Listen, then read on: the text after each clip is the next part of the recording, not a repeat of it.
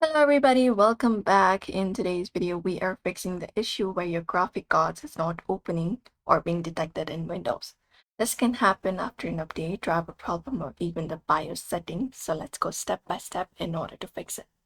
Hit Windows plus X for that, and you can go ahead and choose the option for Device Manager and open it up.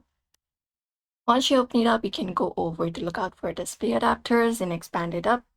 And here you will be finding the display adapter. If you only see Microsoft Basic Display Adapter or nothing at all, your GPU drivers are missing or not detected. So you can go ahead and look out for Show Hidden Devices, look out for Action in the top, and go ahead and look out for Scan for hardware changes, or go to View and select the option for Show Hidden Devices. And once you do so, it should show you.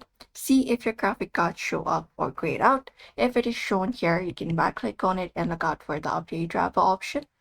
Click on update driver and select the search automatically for drivers and see if that works. If that doesn't work, you can go ahead and try uninstalling it and reinstalling it again. Right click on your driver, look out for install device. After that, you can confirm that you would like to install, and you can close this up and restart your device. Go ahead and look for restart, and once you restart it, when you head over to Device Manager, you will be finding the display adapter being installed on your device again. You can expand it up.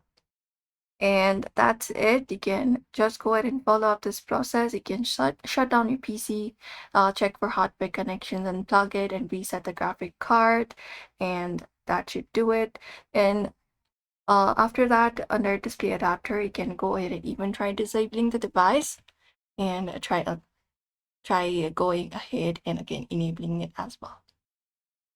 And that's it. One of these steps should make your graphic card show up again in Windows. So if this video helped, don't forget to like and subscribe.